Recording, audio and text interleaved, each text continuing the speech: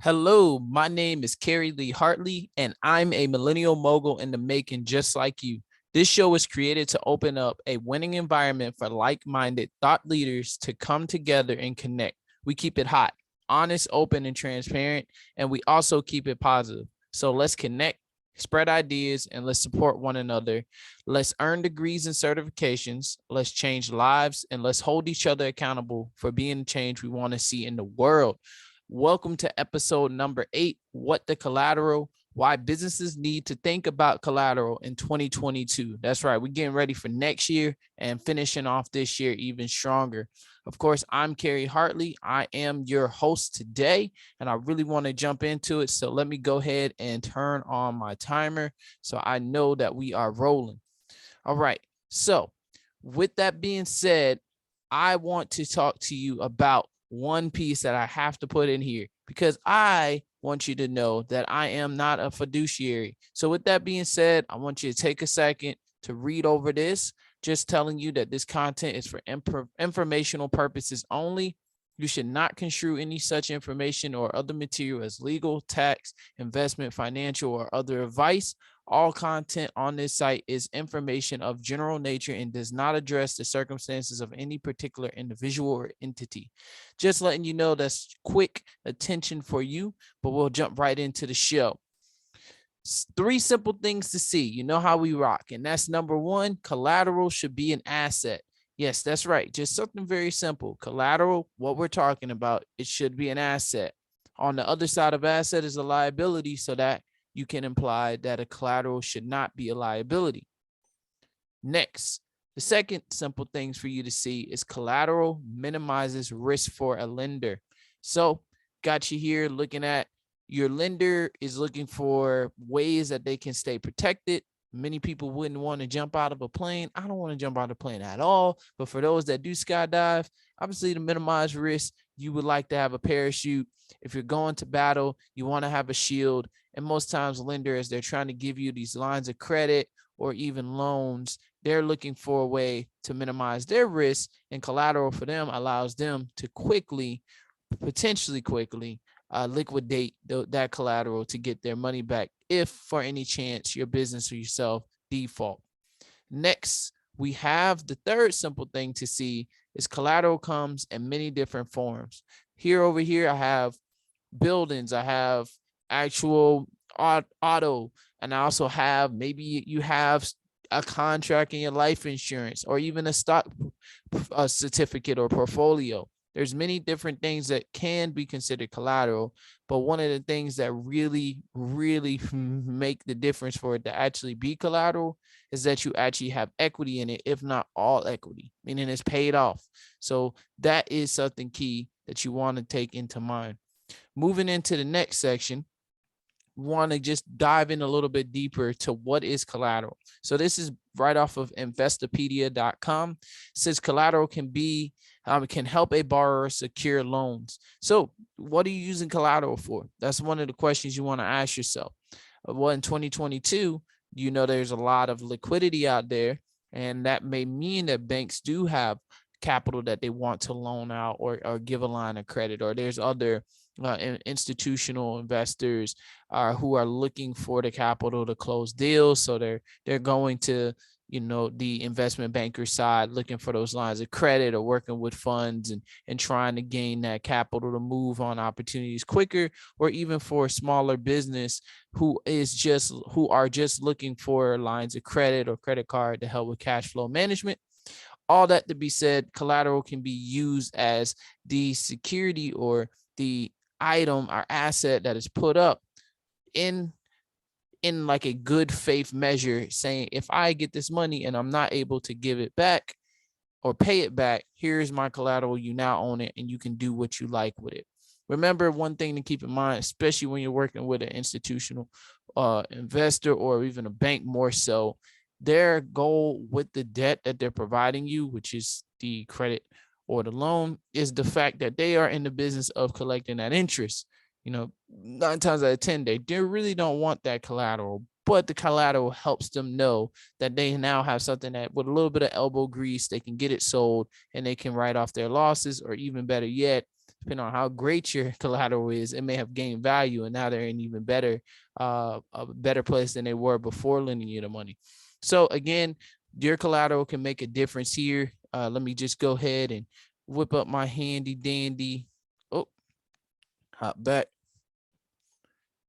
I just wanted to use my tools here. So my annotation tools. There it is. It says collateral are commonly offered with some form of collateral are commonly offered with lower interest rates and better terms compared to other unsecured forms of financing. So that part right there is what really we're taking a look at. It's the part that says unsecured. Oh yeah. Oh, don't want that. We want to just align. Anyway, with this unsecured aspect, we're talking about things that don't have collateral backed up with it. So as a small business or someone that just really doesn't have collateral, you may always probably get the question, what collateral are you bringing to the table? Ironically, when you probably have a ton of collateral and a ton of things that are backed, I mean, so many assets now that, many banks don't even ask you for collateral. It's kind of ironic. You're probably going to get unsecured forms of financing.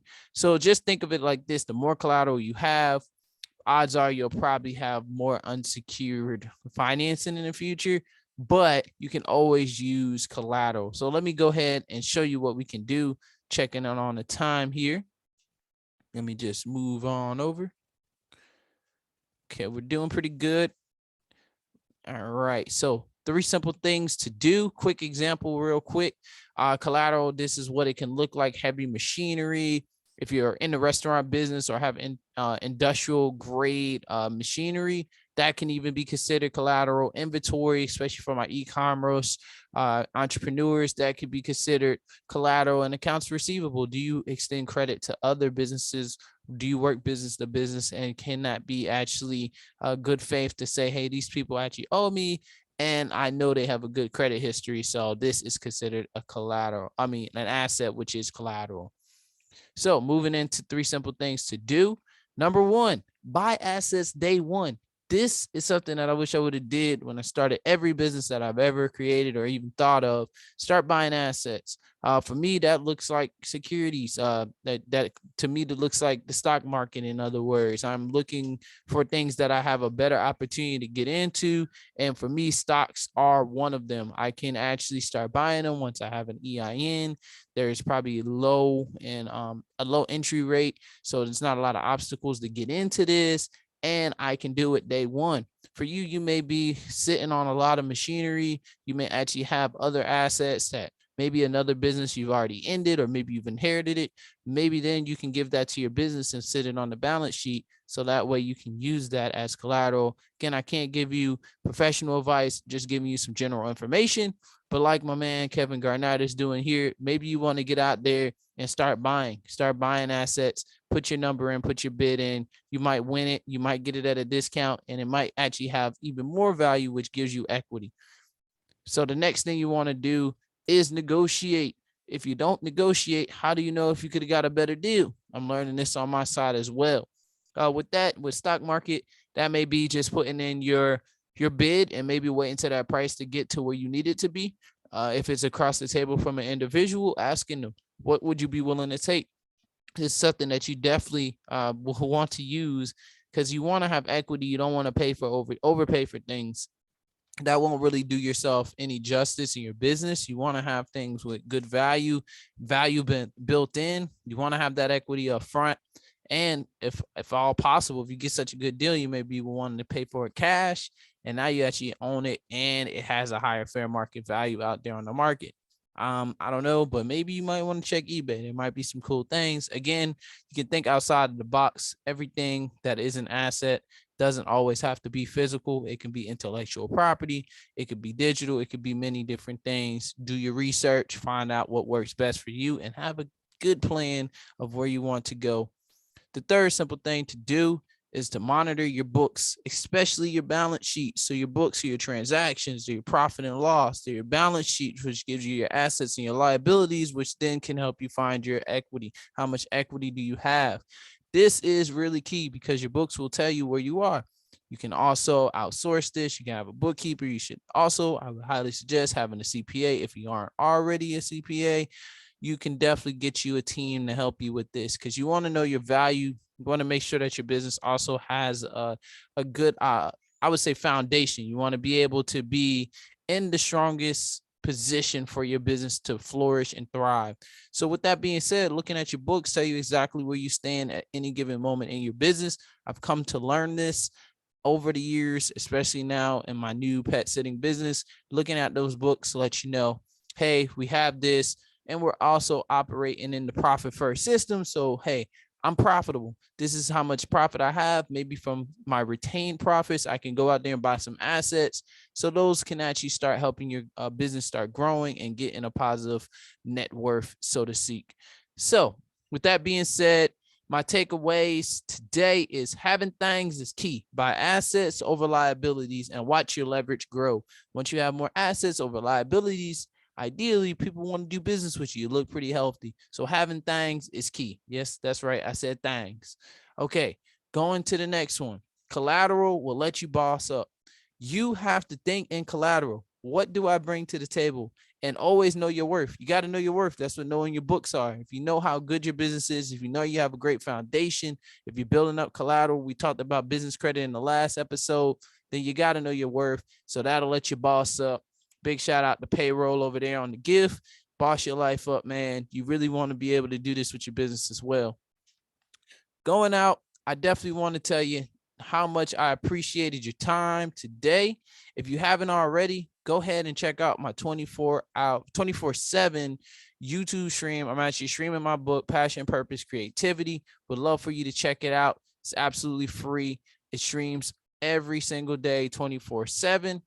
Following that, if you haven't already got my book, Fundamental 4, go ahead and get your copy. It should be popping up with a QR code for my YouTube subscribers. Go and get that book. That's where I break down a lot of the fundamentals that I live by each and every day. And with that being said, I really appreciate you watching and tuning into the show. If you would like to, you can always donate and support us. There is a QR code for my YouTube subscribers.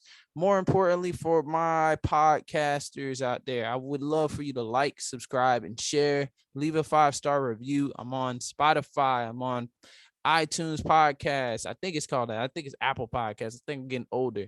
I'm out there on Google, Anchor, and also YouTube. Please connect with me. I am across all social medias at Kerry Lee Hartley.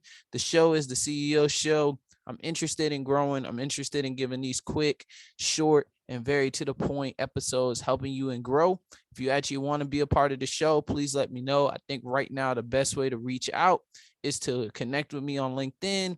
I would also be appreciative if you send me DMs. I don't get to them as quickly, so LinkedIn is preferred right now, and I'll probably set up a link in the show notes for you to actually go and sign up to be a guest on the show. Would love to talk to small business owners, entrepreneurs, students, you name it. We want to be able to have those hot conversations. That's that honest, open, transparent conversations about things you want to know, and we want to get you the info. So thank you for tuning in. It has been absolutely a pleasure to have another episode of the CEO Show, Cashflow, Equality, and Ownerships. Go be a winner, take over the day, and tell us about it.